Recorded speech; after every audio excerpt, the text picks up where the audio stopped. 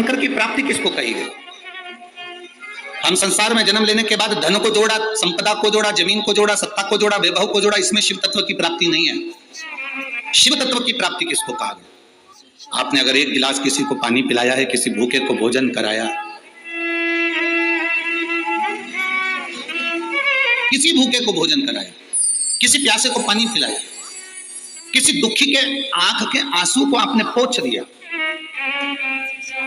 कोई विद्या का अध्ययन करना चाहता था और उसकी एजुकेशन के लिए, उसकी विद्या के लिए आप आगे आकर खड़े हो गए, तो ये समझ लो किसी के पास में दवाई का पैसा नहीं और आपने आकर आगे आकर सेवा कर दी। कोई प्यासे को पानी, भूखे को भोजन, किसी के जीवन में आप अगर थोड़ा सा भी सम्मिलित हो गए उसके दुख की घड़ी में, तो समझ लेना ये शंकर को जल चढ़ाने के बराबर है, शिव भक्ति के बराबर है।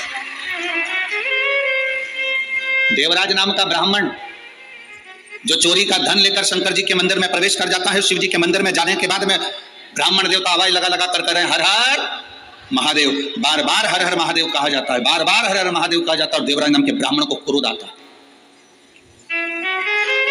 अब तू तो ब्राह्मण है, ब्राह्मण घर में तेरा जन्म हुआ है, उसके बाद तो तेरे मुख से हर हर महादेव निकलना चाहिए था, पर हर हर महादेव सुनते से ही देवराज नाम का ब्राह्मण चिढ़ रहा था, क्रोध आ रहा था, अपशब्द कर रहा, ताने दे रहा।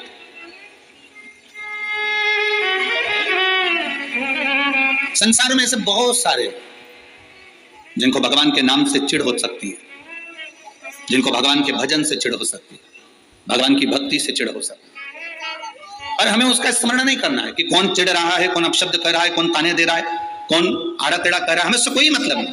क्या किसको रोइए, जम जम के बोलो जरा, क्या किसको रोइए, चादर तान के सोइए, आग लगे बस्ती में, खूब अच्छे से जिंदगी जियो। जरा जरा सी बात में उसने बोल दिया तुम रोने बैठ गए, उसने कह दिया तुम रोने बैठ गए, आग लगे बस्ती में, अपन रहो मस्ती में। जो जितना मना करे, मंदिर के सामने से निकल कर जा रहे हो, लोग तुम पर हंस रहे हैं, बताओ ये चल दी आने के लिए, ये चल दी सियोर वाले महाराज की चेली, चली पानी चढ़ाने के लिए शंकर जी को, और तुम रूठ गई, गुस्सा आ गया, तुम्हें क्रोध आ गया। नहीं, वो जितना जितना बोले तुम उतनी जोरदार खजूर वाली चोटी बना में चूड़ा मुड़ा घसते फिर जाओ, आग लगे बस्ती में, अपन रहो मस्ती में, खूब जोरदार तरीके से। भगवान के सामने कभी भी उदास मन से नहीं जाना, बिल्कुल मत जाओ। अपने यहाँ तो भजन में भी लोग कहते हैं, तेरे माथे मुकुट विराजे, तेरे काने कुंडल साजे, तेरे माथे मुकुट विराजे, तेरे कानों कुंडल साजे, तेरे मुख में नागर पान अनोखी थारी, ओ महाराज ददरउआ सरकार अनोखी थारी, जय हो बालाजी महाराज अनोखी थारी, अनोखी थारी झांकी, अनोखी थारी झांकी, महाराज ददरउआ सरकार। आपके चेहरे पर प्रसन्नता हो, आपके चेहरे पर स्माइल हो, आप भगवान के सामने खड़े हो, चेहरा उतरा हुआ नहीं, रोते हुए नहीं, भगवान के सम्मुख में तुम्हारी प्रसन्नता मूल है। देवराज नाम का ब्राह्मण चिढ़ रहा, क्रोध कर रहा, चोरी का धन उसके साथ में है, आवाज लगा रहा है, ब्राह्मण देवता चिल्ला रहे हर हर महादेव, और ये चिढ़ रहा, उठा बाहर गया, चोरी का धन भी साथ में ले गया। बहुत अंतर पड़ता है भोजन का भी और धन का, बहुत अंतर पड़ता। जैसा खाया अन्न वैसा हो गया मन, जैसा अन्न ग्रहण करा है वैसा मन हो जाता है।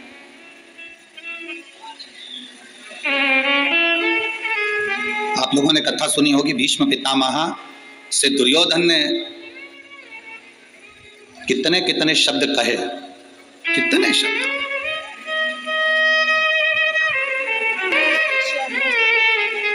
एक बार तो दुर्योधन ने यहां तक कह दिया था भीष्म पितामह से, तुम हमारे घर का अन्न खा रहे और हमारे यहाँ का खाने के बाद भी तुम हमारा साथ नहीं दे रहे, हमारे यहाँ का खाने के बाद भी साथ नहीं दे रहे। भीष्म पितामह ने उसी दिन मन में सोच लिया, अगर मैंने दुर्योधन के घर का अन्न खाया है, मेरी बुद्धि इतनी जल्दी बिगड़ने वाली नहीं है। मैंने भले दुर्योधन के घर का अन्न खाया, पर मेरी बुद्धि इतनी जल्दी बिगड़ने वाली नहीं है। भीष्म पितामह ने कहा, अगर मेरी पूरी जिंदगी में मैंने दुर्योधन के घर का बेकार अन्न अगर खा लिया हो, तो कुछ देर के लिए मेरी विवेक में वो बात आई कि मैंने अन्न खाया और बिगड़ा। बस उसी समय पर भीष्म पितामह ने संकल्प ले लिया कि कल का सूर्यास्त होते हुए अर्जुन नहीं देख पाएगा। संकल्प, अन्न का इतना प्रभाव।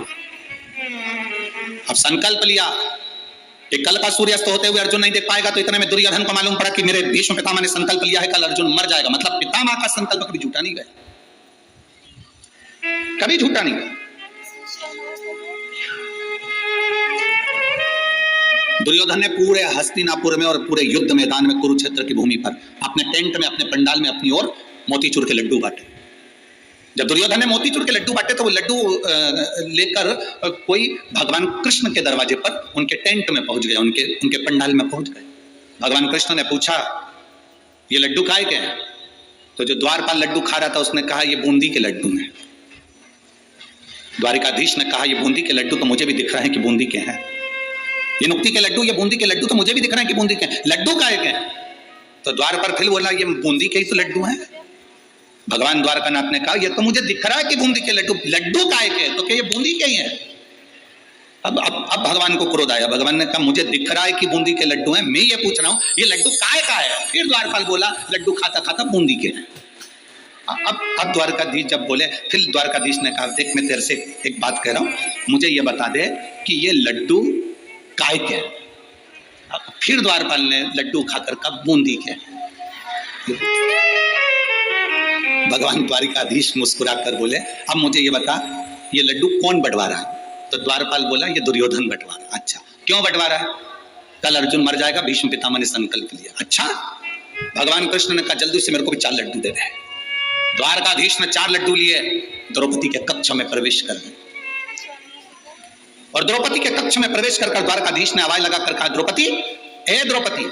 द्रौपदी आई, भैया क्या बात है? भगवान ने कहा, ले द्रौपदी लड्डू खा ले। द्रौपदी ने पूछा, काहे के लड्डू हैं? भगवान बोले, मोतीचूर के हैं, तू खा। इस लड्डू की कहानी बड़ी विचित्र, तू तो खा ले।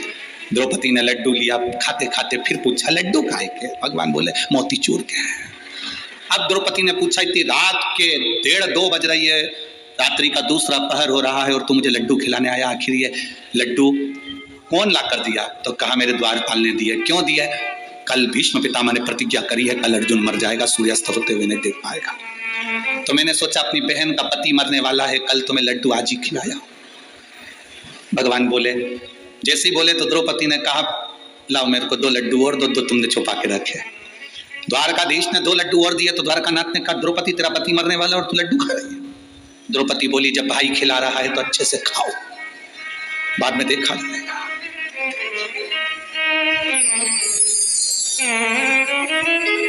रथ कौन चला रहा है?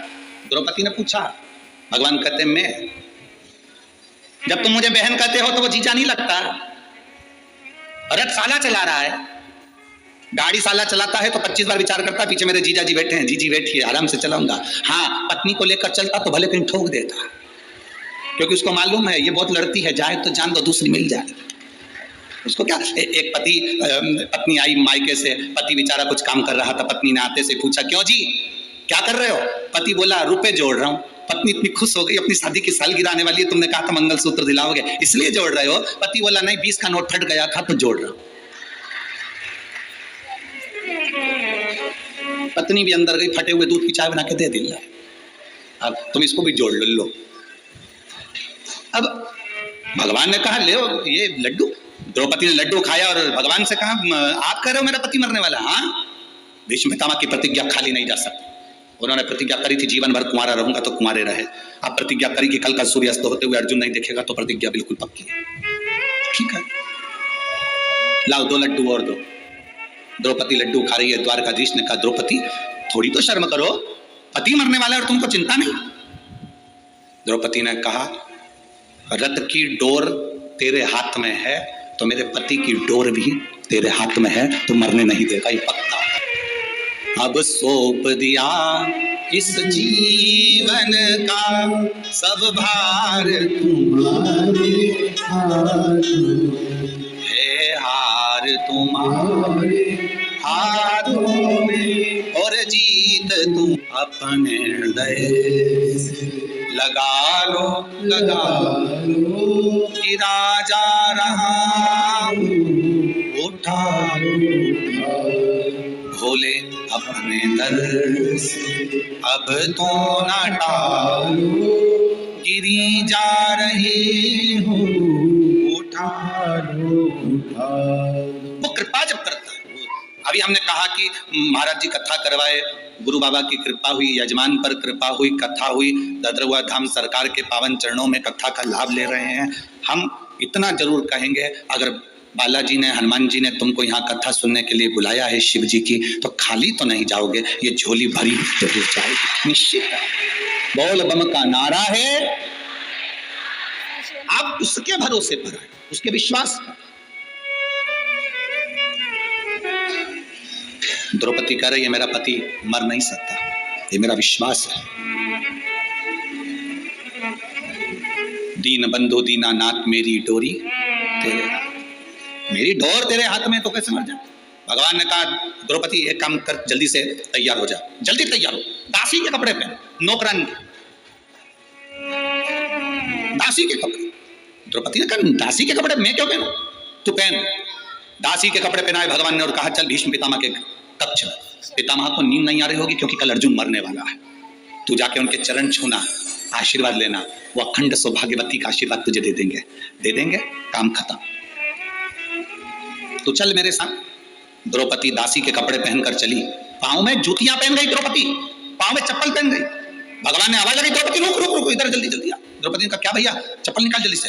द्रौपदी के पांव की जूतियों को, चप्पल को भगवान ने चप्पल में चप्पल फंसाया और काली कम्बल ओढ़कर एक वृक्ष के नीचे चप्पल का टेका लगाकर मेरा द्वारकाधीश सो गया, मेरे द्वारिका के नाथ सो गए। चप्पल का टेका लगाकर काली कम्बल ओढ़कर जो मेरा द्वारका का नाथ सोया। द्रौपदी को कहा कोई पूछे कि अंदर क्यों जा रही हो, कहना मैं दासी हूं, झूठे बर्तन उठाने जा रही, चले गए। दरवाजे पर जैसे पहुंचे द्वारपालों ने मना करा, तुम कौन, दासी, मैं झूठे बर्तन उठाने में। अंदर चली गई। भीष्म पितामह खिड़की के पास खड़े थे, नींद नहीं आ रही थी। द्रौपदी ने चरण पकड़ लिए। भीष्म पितामह को लगा दुर्योधन की पत्नी रोज सुबह जल्दी स्नान करके मुझे प्रणाम करने आती है, आज और जल्दी आ गई। उनको क्या मालूम था, वो तो समझे दुर्योधन की पत्नी है, उनको क्या मालूम था कि ये द्रौपदी है। उन्होंने तुरंत जो देखा, द्रौपदी तो इतना इतना पल्लू लेकर गई थी क्योंकि सेविका थी, दासी थी, दासी इतना पल्लू करके जाती थी राजभवन। सेविका पल्लू का फायदा कितना है,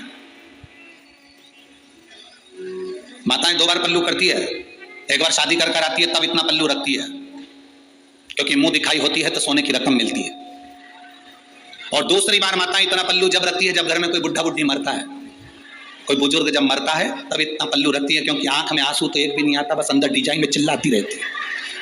अब बोले तो बोले, पहले था पल्लू का नियम इतना, धीरे धीरे यहां आया, फिर यहां गया। अब तो वो लाइन आती है ना, देखते रह जाओगे, बस अब पल्लू दिखता ही नहीं है, अब नजर आ रहा पल्लू।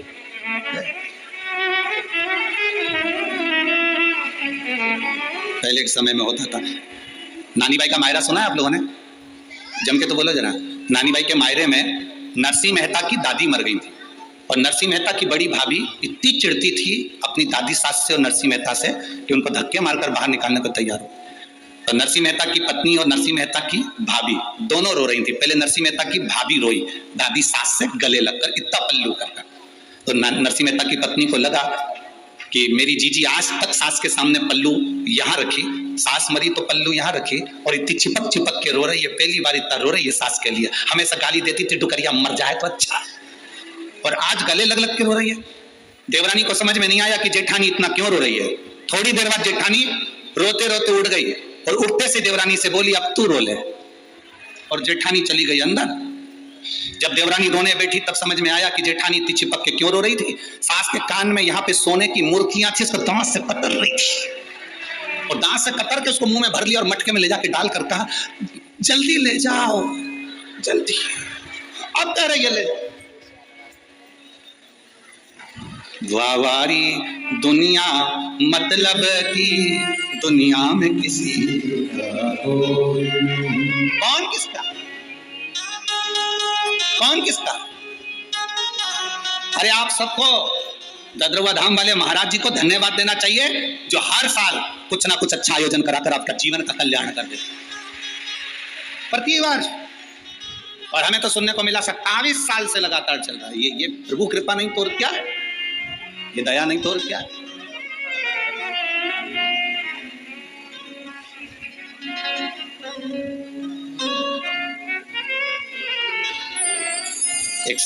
एक संत वो होते हैं जो केवल अपने अपने वालों को खिला देते हैं, अपने अपने वालों के लिए कोई आयोजन अरेंज कर लेते हैं, पर ये वो संत हैं जो केवल अपने वालों के लिए नहीं सबके लिए करते रहते हैं। ये वो संत सहज नहीं है। संत का जो स्वभाव होता है वो यही होना चाहिए। निर्मल मन सोमोई निर्मल।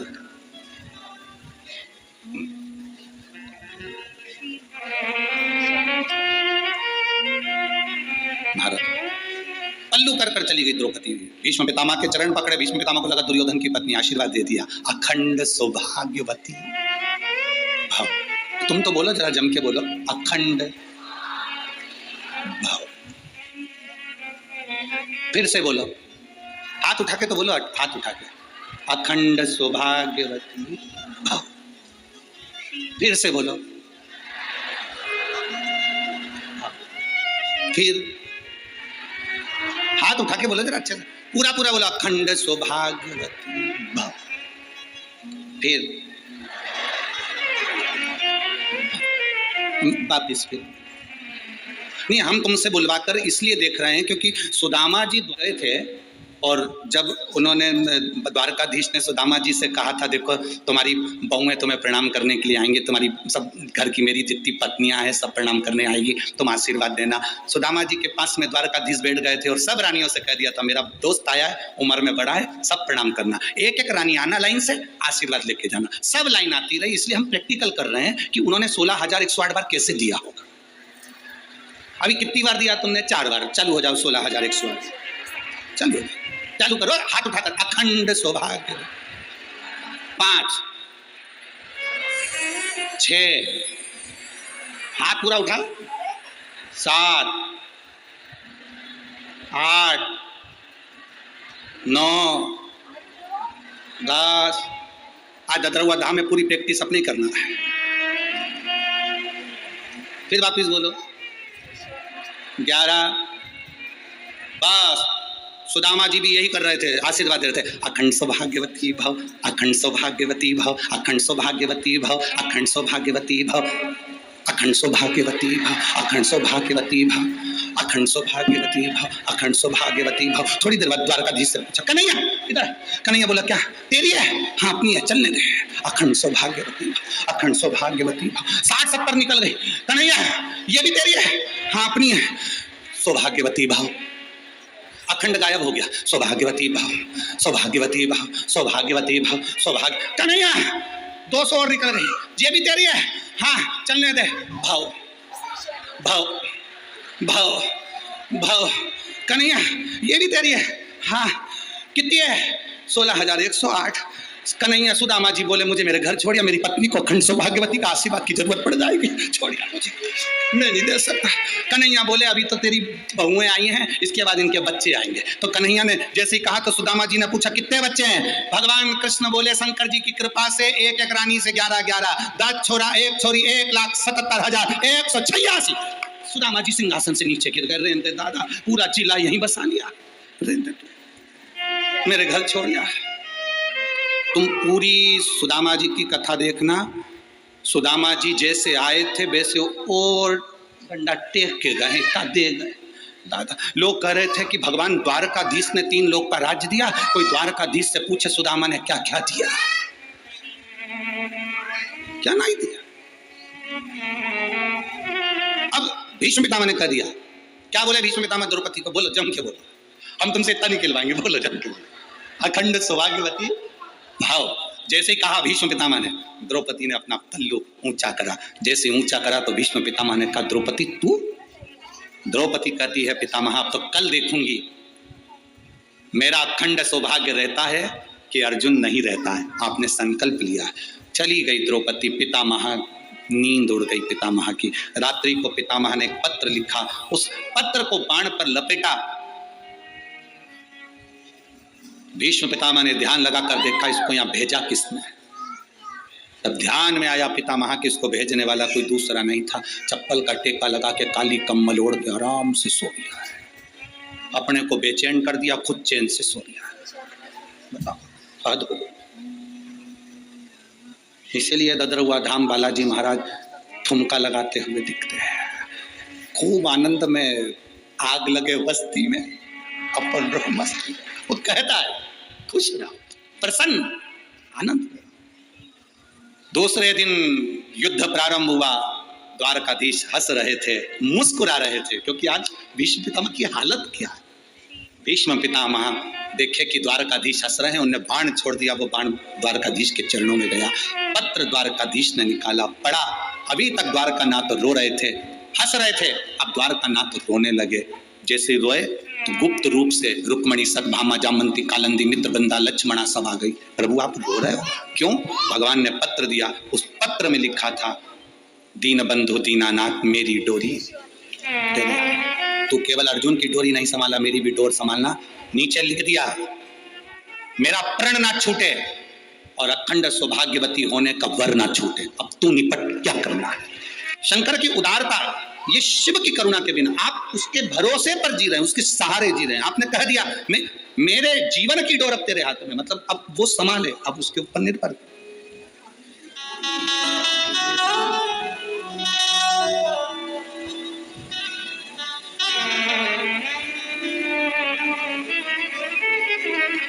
अब सौंप दिया इस जीवन का सब भार तुम्हारे,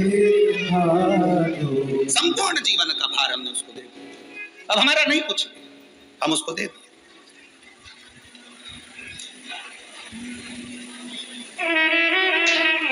आप आए जरूर हो। अब ये ददरुआ धाम की जो भूमि है, यहाँ आसपास में कोई बहुत होटलें नहीं है क्या? जम के बोलो जरा। नहीं। कोई रहने के लिए कोई बहुत सारी व्यवस्था है क्या? नहीं। जो कुछ भी बालाजी सरकार ने गुरुजी महाराज के माध्यम से, महाराज जी के माध्यम से व्यवस्था करवाई, वो ये व्यवस्था है। अब तुम यहाँ किसी रिश्तेदार से मिलने के लिए नहीं आए। यहाँ 5 दिन तुम डेरा जमा कर डॉक्टर हनुमान जी से शिव महापुराण की कथा सुनने के लिए अगर आए हो, तो ये मेरा विश्वास कहता है इस डॉक्टर का इलाज चालू हो गया और ये शंकर रूपी कथा का रस तत्व तुम्हारी जीवन में पहुंच गया। और 5 दिन की कथा के बाद तुम्हें किसी डॉक्टर के पास जाने की जरूरत नहीं। उसकी भक्ति करें, उसका स्मरण।